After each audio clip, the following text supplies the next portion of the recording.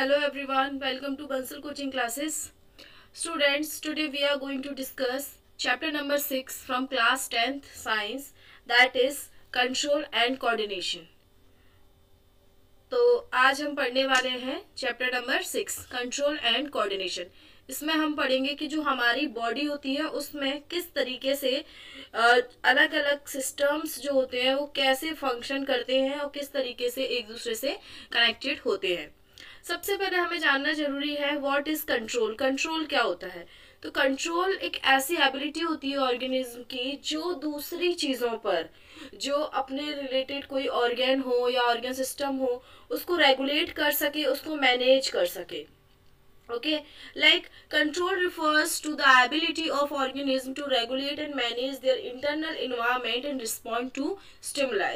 मतलब कि जैसे जैसे हमने सेल पढ़ा था, सेल में हमने देखा था कि न्यूक्लियस क्या करता है, कंट्रोल करता है पूरे सेल को.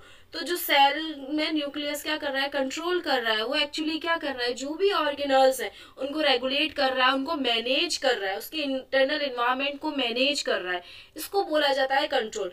कोऑर्डिनेशन क्या होता है? कोऑर्डिनेशन होता है कि जो डिफरेंट डिफरेंट ऑर्गेनल्स हैं वो किस तरीके से कोऑर्डिनेटेड वे में, मतलब एक दूसरे से कनेक्ट होकर के अपना काम कर रहे हैं. जैसे हमने सेल में पढ़ा था, सेल में क्या हुआ था कि अलग अलग जो ऑर्गेनल्स हैं वो एक दूसरे से कनेक्टेड होते हैं. सबसे पहले क्या होगा कि जो एंडोप्लाज्मिक रेटिकुलम है वो प्रोटीन सिंथेसिस करेगा राइबोसोम की हेल्प से. देन उसकी पैकेजिंग और स्टोरेज कौन करेगा? Golgi apparatus. तो ये सारी चीजें एक दूसरे से कनेक्टेड है. तो ये क्या हो रहा है? एक्चुअली कोऑर्डिनेशन है. ओके, चलिए नेक्स्ट हम देखेंगे control and coordination are vital for all living organism to respond stimuli. जो कंट्रोल एंड कोऑर्डिनेशन है वो जो भी हमारे इन्वायरमेंट में चेंज हो रहा है उस इन्वायरमेंट से रिस्पॉन्ड करने के लिए दोनों ही जरूरी है. जैसे अगर हमें कोई रिस्पॉन्ड आया, हमें स्टिमुलाई आई, कोई भी चेंजेस हुए इन्वायरमेंट में, लाइक हमें अभी बरसात का मौसम है तो रेन होने लगी, या फिर विंटर का जो वेदर होता है, क्लाइमेट होता है, उसमें सर्दी लगती है, तो वो हमें स्टिमुलाई मिला है, इन्वायरमेंट में चेंज हुआ है, उससे हमें स्टिमुलस क्या मिला कि सर्दी लग रही है. तो उसके लिए क्या होगा कि हमारे जो बॉडी पार्ट्स होंगे वो कोऑर्डिनेशन करेंगे. उसमें हमारे हाथ में कोई, अगर मैं एक एग्जांपल दूं, जैसे एकदम से हम कोई गर्म चीज टच करते हैं, जब हम उसको टच करते हैं तो हमारी फिंगर टिप या हमारी स्किन टच करती है. जब हमारी स्किन ने टच किया तो सेंसेशन हमारी स्किन से होकर के हमारी ब्रेन को गए. ब्रेन ने ये विजुलाइज किया कि हमारी स्किन ने कुछ गर्म चीज को क्या किया, टच किया है, तो जल्दी से हमें उससे हाथ हटाना है. ठीक है, ऐसा उसने विजुलाइज किया, ऐसा उसने रिस्पॉन्स किया. तो ये क्या हुआ है? कोऑर्डिनेशन हुआ हमारे हैंड का, हमारे स्किन का और हमारे ब्रेन का. कंट्रोल किसका था? ब्रेन का था. उसने क्या किया कि झट से हाथ को हटा दिया. ओके, तो यही इसी तरीके से कंट्रोल कोऑर्डिनेशन हमें इस चैप्टर में आगे पढ़ना है. अब एनिमल्स के पास दो टाइप के सिस्टम्स होते हैं. पहला है नर्वस सिस्टम जिसमें हमारी नर्व्स आती हैं, और दूसरा होता है एंडोक्राइन सिस्टम. एंडोक्राइन सिस्टम मतलब हार्मोन्स, केमिकल्स जो हमारी बॉडी में रहते हैं, जो हमारी बॉडी की चीजों को डिसाइड करते हैं. लाइक हमारा बिहेवियर, हमारा मोस्टली बिहेवियर डिसाइड होता है हमारे हार्मोन्स की वजह से. कभी कभी हमें एकदम से हम सबके साथ अच्छा बिहेव करने लगते हैं, कभी कभी बहुत अग्रेशन आ जाता है छोटी छोटी बातों पे, all because of these hormones. Okay, अब दीज सिस्टम हेल्प्स इन क्या क्या चीजों में ये हेल्प करते हैं, ये दोनों सिस्टम नर्वस और एंडोक्राइन. एक तो detecting changes in the environment, environment में क्या क्या चेंजेस हो रहे हैं उसको, स्टिमुलाई को डिटेक्ट करने में हेल्प करते हैं. ठीक है, जैसे अगर विंटर सीजन है, विंटर सीजन चेंज हुआ, उसके बाद समर सीजन आया, तो विंटर में हम लोग वुलन क्लॉथ्स पहनते हैं. क्या हम विंटर से शुरू करके समर्स में भी वुलन क्लॉथ्स पहनते रहते हैं? नहीं. क्या अगर उसमें स्टिमुलाई चेंज हुआ है, मींस जो आसपास का एनवायरमेंट है उसमें चेंजेस हुआ है, वो हमने डिटेक्ट कर लिए, वो हमने देख लिया कि हमें डिटेक्ट कैसे हुए, हमें गर्मी लगने लगी. ठीक है, स्टिमुलस मिलता गया, तो उससे क्या हुआ, हमने खुद को चेंज कर लेते हैं, खुद को उसी हिसाब से हम लोग मैनेज करते हैं. प्रोसेसिंग इंफॉर्मेशन, ये हेल्प करते हैं हमें इंफॉर्मेशन प्रोसेसिंग करने के लिए। जैसे कि अभी मैंने आपको एक एग्जांपल दिया था कि कोई भी गर्म चीज है उसको हमने टच कर दिया, जब हमने उस गर्म चीज को टच किया तो उसके बाद वो जो इन्फॉर्मेशन है कि हमने कोई गर्म चीज टच कर ली है वो हमारे ब्रेन तक गई, तो ब्रेन ने उस इन्फॉर्मेशन को प्रोसेस किया और हमें रिस्पॉन्स किया कि हमें झट से हाथ को हटाना है। तो ये कौन करवा रहा है? ये नर्व्स करवा रहे हैं, nervous system. Okay, responding appropriately, अब अकॉर्डिंगली रिस्पॉन्ड करते हैं, जैसा जिसका हमें इनपुट मिलता है वैसा ही हम आउटपुट देते हैं। चलिए नेक्स्ट देखेंगे हम लोग कि और क्या होता है। नर्वस सिस्टम को अगर देखें तो the nervous system uses electrical impulse to transmit message rapidly. हम इस चैप्टर में नर्वस सिस्टम न्यूरॉन का स्ट्रक्चर पढ़ेंगे। उस न्यूरॉन के स्ट्रक्चर में हम देखेंगे कि किस तरीके से नर्व्स एक जगह से दूसरी जगह जो मैसेज है उसको ट्रांसफर करती है।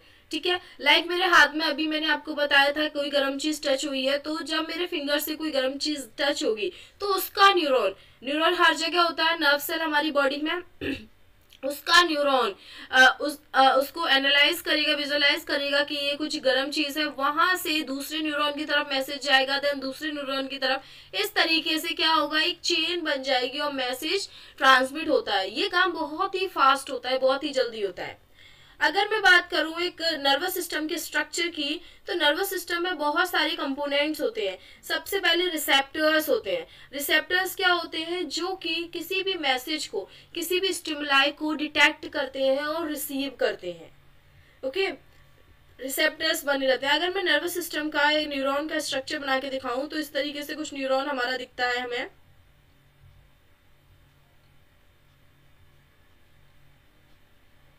इस तरीके का नर्वस सिस्टम दिखता है। यहाँ पर ये ट्री लाइक स्ट्रक्चर होता है, इनको डेंड्राइट्स बोलते हैं। ठीक है, ये ट्री लाइक होता है, यहाँ पर रिसेप्टर्स प्रेजेंट होते हैं। ये जो रिसेप्टर्स होते हैं ये जो भी सेंसेशन हमें फील होते हैं, जो भी स्टिमुलस हमें मिलता है उसको डिटेक्ट करते हैं और देन पास आउट करते हैं। फिर ये एक्सॉन होता है, एक्सॉन से पास होकर के और यहाँ पर दूसरा न्यूरॉन लगा हुआ होता है, यहाँ पर दूसरा न्यूरॉन अटैच रहता है, उस पर सिग्नल जाता है, देन थर्ड पे, इस तरीके से पूरी चेन बनी रहती है और ये बहुत ही फास्ट वर्क होता है। सेंसरी न्यूरॉन्स क्या करते हैं कि मैसेज को रिसेप्टर से सीएनएस पे ले जाते हैं। सीएनएस क्या होता है? हमारा सेंट्रल नर्वस सिस्टम, जो हमारे पूरे नर्वस सिस्टम को गाइड करता है, लाइक अवर ब्रेन। हमारा ब्रेन किसका पार्ट है? सेंट्रल नर्वस सिस्टम का। अब देखिए सीएनएस के अंदर आता है ब्रेन एंड स्पाइनल कोड। ये क्या करते हैं? ब्रेन और स्पाइनल कोड क्या करते हैं? इन्फॉर्मेशन को प्रोसेस करते हैं। जैसे अभी मैंने आपको बताया था, एक बहुत अच्छा एग्जांपल मैंने आपको दिया था कि जब भी हम कोई भी गर्म या ठंडी चीज टच कर लेते हैं तो जल्दी से हमारे ब्रेन को मैसेज जाता है कि उस पे से हाथ हटाना है हमें। ठीक है, तो ये इन्फॉर्मेशन किसने प्रोसेस की? ब्रेन ने। मोटर न्यूरॉन क्या होता है? ये मैसेज को लेकर आती है। ठीक है, सबसे पहले गर्म चीज को टच किया तो कौन सी न्यूरॉन्स लेके जाएंगी? Sensory neurons. उन्होंने क्या किया है? सेंस किया है। उसके बाद ब्रेन में जाकर के इन्फॉर्मेशन प्रोसेस होगी, फिर ब्रेन से मैसेज आएगा। कौन लेकर आएगा? मोटर न्यूरॉन्स लेकर आएंगी।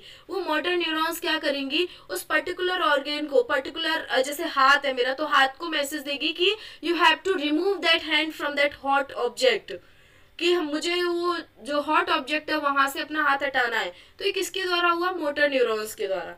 एंड देन इफेक्टर्स, एक और कंपोनेंट होता है, इफेक्टर्स होते हैं जो मैसेज को रिस्पॉन्ड करते हैं। ओके, तो सारे कंपोनेंट्स आपको क्लियर हैं। रिसेप्टर्स, सेंसरी न्यूरॉन्स, सीएनएस मतलब सेंट्रल नर्वस सिस्टम, इसके अंदर आता है brain and spinal cord, then motor neuron, then effector. Okay, CNS की फुल फॉर्म बच्चों यहाँ लिख लीजिए आप लोग, सीएनएस। इसकी फुल फॉर्म होती है सेंट्रल नर्वस सिस्टम। ओके, चलिए नेक्स्ट हम देखेंगे। Next, human nervous system basically 3 type से डिवाइडेड होते हैं। सबसे पहले सेंट्रल नर्वस सिस्टम होता है, फिर पेरिफेरल नर्वस सिस्टम और autonomic nervous system. Central nervous system में ब्रेन आता है हमारा और स्पाइनल कोड आता है, और पेरिफेरल नर्वस सिस्टम मतलब जो पेरिफेरी, आउटर साइड में प्रेजेंट होगा, ऐसा नर्वस सिस्टम। तो इसमें आते हैं क्रेनियल मतलब हमारी ब्रेन की जो नर्व्स होती है उनको क्रेनियल नर्व्स बोलते हैं, और स्पाइनल नर्व्स हमारी स्पाइन में जो प्रेजेंट होती है, बोन मैरो में, बैकबोन में जो स्पाइन प्रेजेंट होती है उसकी spinal nerves. Autonomic nervous system में जो हमारे इनवॉलेंट्री एक्शंस होते हैं, इनवॉलेंट्री एक्शंस मींस जिनको हम कंट्रोल नहीं कर सकते, ऐसे वाले जो एक्शंस होते हैं उनको कंट्रोल करती है autonomic nervous system. Autonomic nervous system में इनवॉलेंट्री कंट्रोल जो हम नहीं कंट्रोल कर सकते, लाइक अवर हार्ट बीट को हम कंट्रोल नहीं कर सकते, वो तो पूरा 24/7 चलते जाना है। तो जो हार्ट बीट है वो भी किसी नर्व से ही, उसमें भी कोई एक्साइटेटरी नर्व्स होंगी, उसकी वजह से ही तो वो बार बार बीट कर रहा है, ठीक है। तो वो किस में आता है, हमारे ऑटोनॉमिक नर्वस सिस्टम में। अब हम यहाँ पे अगर न्यूरॉन का डायग्राम देखें तो सबसे पहले आप देखिए ऐसा स्ट्रक्चर होता है, मैंने अभी भी आपको बना के दिखाया था। तो ये जो आपको दिख रहा है, ये ट्री लाइक स्ट्रक्चर्स दिख रहे हैं, ये एक्चुअली डेंड्राइट होते हैं। कोई भी मैसेज होता है वो इन डेंड्राइट्स पर ही आके एक्ट करता है और यहाँ से ही रिसीव होता है, ठीक है।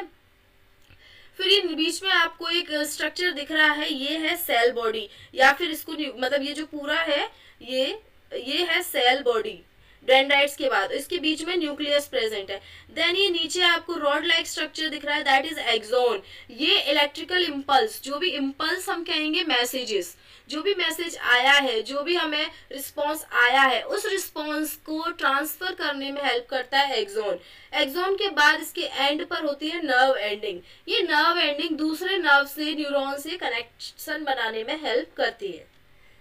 चलिए नेक्स्ट आप देखेंगे इधर ये नर्व एंडिंग जो है, इस नर्व एंडिंग को यहाँ पर जूम कर दिया गया है। ये जो नर्व एंडिंग है इसके नीचे यहाँ देखिए अलग अलग टाइप का कुछ मैट्रिक्स है, उस मैट्रिक्स में अलग अलग टाइप के मटेरियल, केमिकल्स प्रेजेंट होते हैं।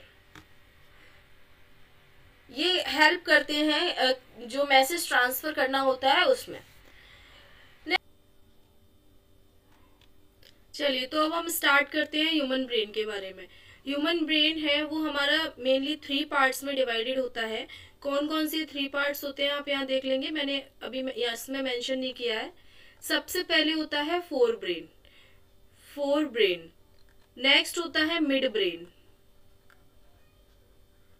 Then hindbrain. ये तीनों हमारे ब्रेन के ही पार्ट होते हैं। जो फोर ब्रेन होता है ये हमारा आगे वाला part, then midbrain, then hindbrain, okay. Forebrain के अंदर आता है हमारा सेरिब्रम। सेरिब्रम सबसे इंपॉर्टेंट होता है हमारे ब्रेन में, सबसे मेजर होता है। देन और आता है हाइपोथैलेमस। आपके लेवल पे आपको ये दोनों ही पढ़ने हैं, फोर ब्रेन में cerebrum and hypothalamus. Mid brain के आपको कोई पार्ट नहीं पढ़ना, मिड ब्रेन ही होता है। देन हाइंड ब्रेन में आता है cerebellum, medulla and pons, okay. ये 3 पार्ट आते हैं आपके हाइंड ब्रेन में। अब इसमें हम हर एक पर्टिकुलर पार्ट का फंक्शन पढ़ेंगे कि कौन सा पार्ट कहाँ होता है ब्रेन में, देखते भी जाएंगे साथ साथ। अगर मैं इस ब्रेन के स्ट्रक्चर को देखूं तो आपको ये जो फोल्डेड पार्ट्स दिख रहे हैं, दीज आर सेरिब्रम। ये जो सेरिब्रम होता है ये मेमोरी डिसाइड करता है। जितने ज्यादा जिसके ब्रेन में फोल्ड्स होंगे उतना ज्यादा उसकी अच्छी मेमोरी होगी, कैचिंग पावर होगी, ओके। उसके बाद ये फोर ब्रेन का पार्ट है, ये आप याद रखेंगे। क्रेनियम, सबसे पहले हम अगर देखें तो हमारा ब्रेन कुछ इस तरीके से बना रहता है। तो इसका जो ऊपर वाला जो बोनी स्ट्रक्चर होता है दैट इज स्कल, और ये इसका जो केश होता है या कवर होता है उसको क्रेनियम बोलते हैं, स्कल को ही क्रेनियम बोलते हैं। उस क्रेनियम के अंदर ब्रेन 3 पार्ट्स में डिवाइडेड है, fore brain, mid brain and hind brain. Fore brain के अंदर आता है cerebrum and hypothalamus, mid brain के अंदर मिड ब्रेन आता है, और हाइंड ब्रेन के अंदर आता है मेडुला, पोन्स एंड सेरिबेलम।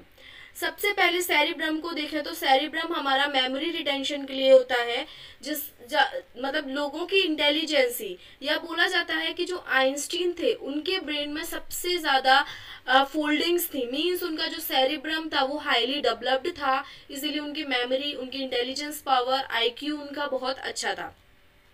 तो आप लोग याद रखेंगे सेरिब्रम का फंक्शन होता है इंटेलिजेंसी, मेमोरी रिटेंशन में, voluntary actions and thinking. Voluntary actions होता है जो हम अपने आप कर पाते हैं, हमारी डिसीजन मेकिंग पावर हम कह सकते हैं, हमारा पढ़ने का तरीका, अलग अलग स्ट्रेटजीज हम यूज करते हैं। ये कहाँ से आता है? ये एक्चुअली सेरिब्रम से आ रहा है, सेरिब्रम की वजह से ही हम उसको सोच पा रहे हैं, ठीक है। Next cerebellum. चलिए सेरिब्रम के बाद हम हाइपोथैलेमस का पढ़ेंगे। हाइपोथैलेमस क्या करता है, टेम्परेचर को रेगुलेट करता है, हमारी बॉडी का जो टेम्परेचर है उसको रेगुलेट करेगा, हमारी हंगर और थर्स्ट इसको भी रेगुलेट कौन करता है, हाइपोथैलेमस करता है। Next cerebellum, balance and coordination of body movements. Mainly cerebellum क्या करता है, बैलेंस, हमारी बॉडी बैलेंस, हम जिस तरीके से खड़े होते हैं, हमारा बॉडी पोस्चर, हम कैसे चल रहे हैं, किस तरीके से मूव करना है, वो सब हमारा सेरिबेलम डिसाइड करता है और वही उसी से हम कंट्रोल रेगुलेट कर पाते हैं। मेनली ये बोला जाता है जो लोग अल्कोहलिक होते हैं, मींस जो अल्कोहल ज्यादा यूज करते हैं, उनका जो सेरिबेलम है वो जल्दी डिस्ट्रॉय होता है। क्यों होता है, क्योंकि उनका जो बैलेंस है, बॉडी मूवमेंट का कोऑर्डिनेशन है, वो रिमूव होने लगता है धीरे धीरे। Okay, next medulla. मेडुला की मैं बात करूं, मेडुला का फुल फॉर्म होता है मेडुला ऑब्लोंगेटा, इसका मतलब फुल नेम। मेडुला क्या करता है, इनवॉलेंट्री एक्शंस को कंट्रोल करता है, लाइक हमारी ब्रीदिंग, हम सांस लेते हैं तो वो तो इनवॉलेंट्री है, वो हमें लेना ही है, वो हमारे हाथ में नहीं है कि हम उसको ना लें। तो मेडुला क्या कर रहा है, इनवॉलेंट्री एक्शंस को कंट्रोल कर रहा है, हमारी ब्रीदिंग को, हार्ट बीट को। याद रखेंगे मेडुला को रेस्पिरेटरी सेंटर भी बोला जाता है।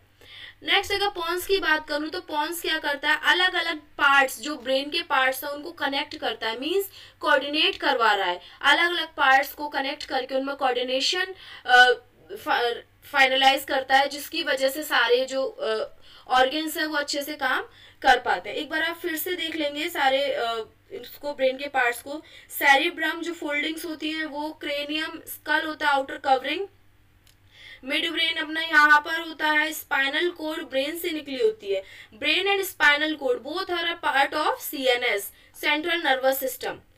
देन पोन्स ये है, देन मेडुला और सेरिबेलम, ये तीनों किसके पार्ट है, हाइंड ब्रेन के। Hypothalamus comes under fore brain. Is that clear? Okay, next हम देखेंगे इसमें रिफ्लेक्स एक्शन, जो मैंने अभी आपको बताया था कि जो हमारा क्विक एंड ऑटोमेटिक रिस्पॉन्स आता है किसी भी स्टिमुलस के लिए। लाइक अभी मैंने आपको बताया था कोई गर्म चीज है, घर में हम कुछ पका रहे हैं, तो अगर उस गर्म चीज से एकदम से टच हो जाता है तो वो हाथ अपने आप ही रिवर्ट बैक हो जाता है, अपने आप ही हम उसको हटा लेते हैं। क्यों हो रहा है ऐसा, क्योंकि जैसे ही हमें स्टिमुलस मिला, वो stimulus means that hot plate और दैट हॉट वेसल, वो टच हुआ तो वो क्या हुआ, स्टिमुलस मिला, हमारी बॉडी को एक स्टिमुलस मिला, एक चेंज मिला। उसकी वजह से उससे क्या हुआ, रिसेप्टर में मैसेज गया, रिसेप्टर ने सेंसरी न्यूरॉन को मैसेज दिया कि कुछ तो गर्म है।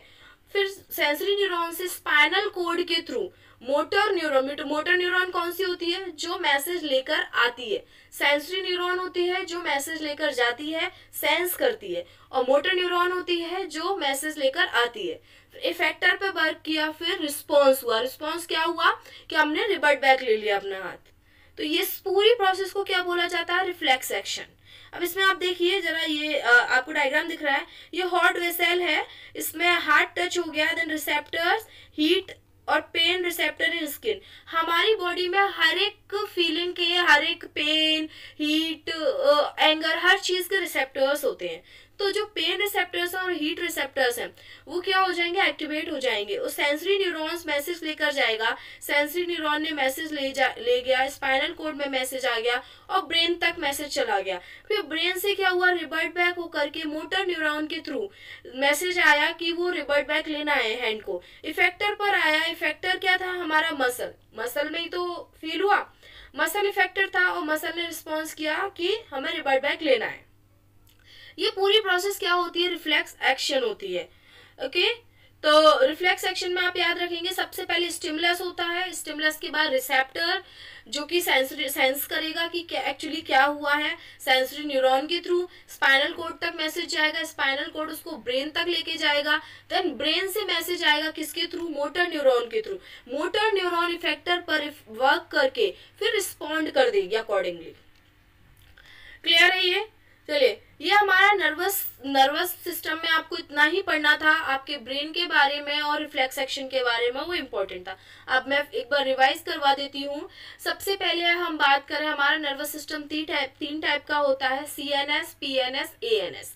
सीएनएस होता है सेंट्रल नर्वस सिस्टम, पीएनएस होता है पेरिफेरल नर्वस सिस्टम, एएनएस होता है ऑटोमेटिक नर्वस सिस्टम। तो सेंट्रल नर्वस सिस्टम होता है, उसके अंदर आता है हमारा ब्रेन और स्पाइनल कोड, और पेरिफेरल नर्वस सिस्टम में हमारे क्रेनियल नर्व्स और स्पाइनल नर्व्स आती हैं, और autonomic not automatic, autonomic nervous system में हमारे इनवॉलेंट्री एक्शंस आते हैं। इनवॉलेंट्री एक्शंस मींस हमारी हार्ट बीट वगैरह। क्लियर है? ये रिफ्लेक्स एक्शन आपको क्लियर है? नेक्स्ट हम देखते हैं कोऑर्डिनेशन यूजिंग हार्मोन्स। हार्मोन्स क्या होता है? हार्मोन्स एक्चुअली केमिकल्स होते हैं हमारी बॉडी में, जो केमिकल्स हैं, केमिकल मैसेंजर्स हैं, जो अलग अलग ग्लैंड से रिलीज होते हैं। ग्लैंड्स आप लोग को पता है, लिवर भी हमारा ग्लैंड है। कुछ एंडोक्राइन, कुछ एक्सोक्राइन। ग्लैंड्स बेसिकली दो टाइप से होते हैं, एंडोक्राइन और एक्सोक्राइन। एंडोक्राइन ग्लैंड्स होते हैं जो कि डक्टलेस होते हैं, मींस जो डायरेक्टली ब्लड में पोर होते हैं। ओके और जो एक्सोक्राइन ग्लैंड्स होते हैं उनके पास डक्ट्स होती हैं, और वो क्या अकॉर्डिंग टू द डक्ट पोर होते हैं, हमारी बॉडी में रिलीज होते हैं। Hormones are chemical messengers secreted by endocrine gland directly into the blood. They regulate processes like growth, metabolism and reproduction. ये कौन कौन सी चीजों को बेसिकली हमारी बॉडी में जितनी भी फंक्शनिंग हो रही है सारी हार्मोन्स के द्वारा रेगुलेट की जाती हैं, कंट्रोल की जाती हैं। बट जो ग्रोथ है, मेटाबॉलिज्म है और रिप्रोडक्शन है, ये तीन मेजर होते हैं, इसीलिए मैंने इनका नाम यहाँ मेंशन किया है। अब जो एंडोक्राइन ग्लैंड्स है मेनली कहाँ से सीक्रेट हो रहे हैं, कौन सा ग्लैंड इसको सीक्रेट कर रहा है, कौन सा हार्मोन उसमें से रिलीज हो रहा है और उसका फंक्शन क्या है, ये हम इस टेबल में देखेंगे। सबसे पहले मैं बात करूं मास्टर ग्लैंड की। मास्टर ग्लैंड कौन सा है? Pituitary gland. पिट्यूटरी ग्लैंड बहुत सारे हार्मोन को रिलीज करता है, 11 और 13 हार्मोन्स ये रिलीज करता है। तो सबसे पहले अगर मैं देखूं तो बेसिकली मेजर जो हार्मोन होता है इसका ग्रोथ हार्मोन होता है, जो बॉडी के ग्रोथ में हेल्प करता है। ये कंट्रोल अदर्स ग्लैंड्स। पिट्यूटरी का काम क्या होता है? और दूसरे ग्लैंड को कंट्रोल करता है। जो ग्रोथ हार्मोन है वो बॉडी की ग्रोथ करवाने में हेल्प करता है। जैसे कुछ लोगों की एक्स्ट्रा ग्रोथ हो जाती है तो वो पिट्यूटरी की वजह से ही हो रहा है, जो वो ग्रोथ हार्मोन रिलीज कर रहा है उसकी वजह से हो रहा है। कुछ लोग ड्वार्फ रह जाते हैं, मींस हाइट कम होती है, तो वो भी पिट्यूटरी ही करवा रहा है, उसके ग्रोथ हार्मोन रिलीज नहीं हुए होते, इस वजह से ऐसा होता है। Next thyroid. थायराइड जो ग्लैंड होता है वो हमारा जो थ्रॉट होता है उसमें प्रेजेंट होता है, और ये थायरोक्सिन हार्मोन रिलीज करता है। थायरोक्सिन जो हार्मोन होता है जो ह्यूमन में मेटाबॉलिज्म को कंट्रोल करता है।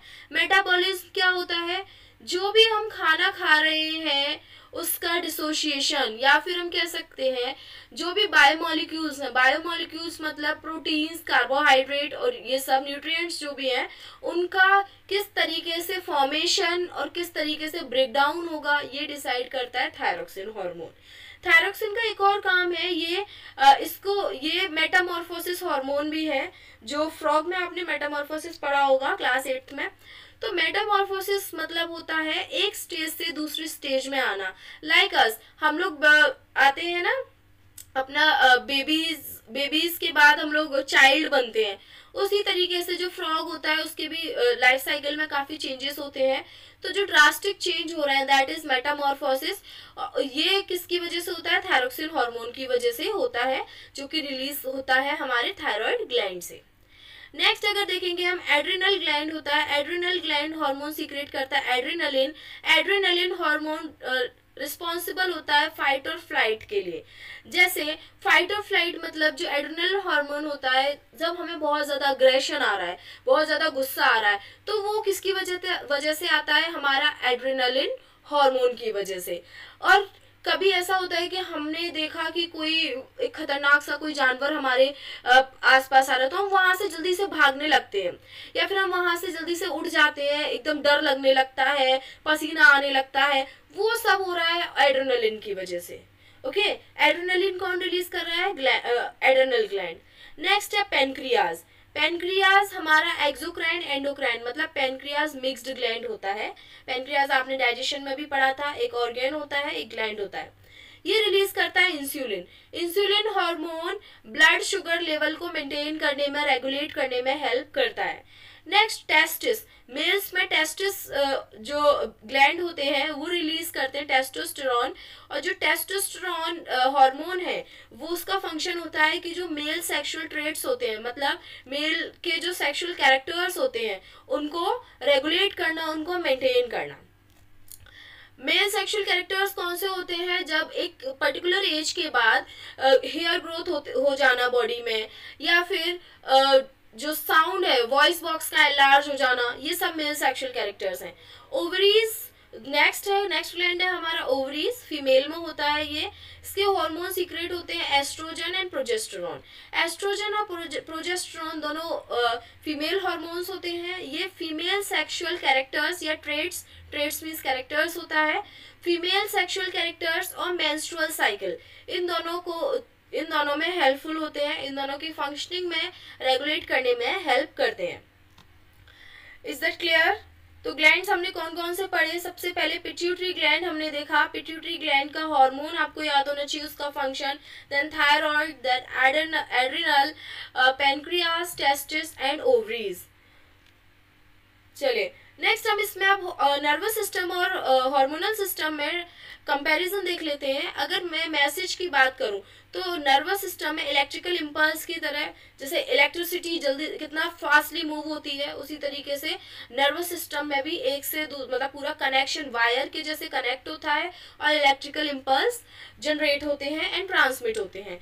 हार्मोनल सिस्टम में chemical messenger means hormone work करते हैं। स्पीड की बात करूं तो जो नर्वस सिस्टम है वो बहुत फास्ट है और कंपैरेटिवली टू हार्मोनल सिस्टम बहुत स्लो है, और ड्यूरेशन फास्ट होगा तो टाइम भी कम लगेगा नर्वस सिस्टम में, और जो हार्मोनल है वो स्लो है, इसलिए लॉन्ग लास्टिंग है। टारगेट नर्वस सिस्टम का स्पेसिफिक टिश्यूज होते हैं, मतलब एक स्पेसिफिकली, जैसे हमने रिफ्लेक्स एक्शन पढ़ा था, रिफ्लेक्स एक्शन में अगर एक यहाँ की मसल मेरी टच हुई है किसी भी हॉट सब्सटेंस से तो वहीं पर वर्क होगा, वहीं से रिस्पॉन्स मिलेगा। ओके नेक्स्ट, अगर हार्मोनल सिस्टम में मैं बात करूं तो ये एक साथ मल्टीपल ऑर्गन्स को भी इफेक्ट कर सकते हैं। Voluntary control, nervous system mostly voluntary होते हैं और हार्मोनल सिस्टम मोस्टली इनवॉलेंट्री होते हैं। वॉलेंट्री और इनवॉलेंट्री आप दोनों बहुत अच्छे से जानते हैं अब तो। Is that clear? Next summary में देखूं तो control and coordination in animals are achieved through the nervous and endocrine system. जो कंट्रोल एंड कोऑर्डिनेशन हो रहा है एनिमल में वो नर्वस और एंडोक्राइन सिस्टम की वजह से हो रहा है। Nervous system works through neurons in brain and spinal code, ये सब नर्वस सिस्टम के अंडर आते हैं। रिफ्लेक्स एक्शन क्या होता है? Quick responses controlled by spinal cord. Spinal cord क्या करती है? उस रिस्पॉन्स को सेंस करती है, फिर ब्रेन तक भेजती है, ब्रेन क्या करता है? उसको मोटर न्यूरॉन की हेल्प से रिस्पॉन्स करता है। The hormonal system uses glands to release hormones that regulate bodily functions over time. जो हार्मोनल सिस्टम होता है वो ग्लैंड्स को यूज करता है, हार्मोन्स रिलीज करता है, और टाइम टू टाइम बॉडी में जो भी फंक्शंस हो रहे हैं, जो भी चेंजेस हो रहे हैं, उनको रेगुलेट करता है। Is that clear? इतना आपको समझ में आया? तो आपको इस वीडियो में हमने क्या क्या देखा? कंट्रोल एंड कोऑर्डिनेशन जाना कि क्या होता है, उसके बाद हमने नर्वस सिस्टम को अच्छे से पढ़ा, उसके पार्ट्स पढ़े, फंक्शंस पढ़े, उसके बाद हार्मोनल कोऑर्डिनेशन भी हमने देखा। Okay, so thank you very much students, thank you.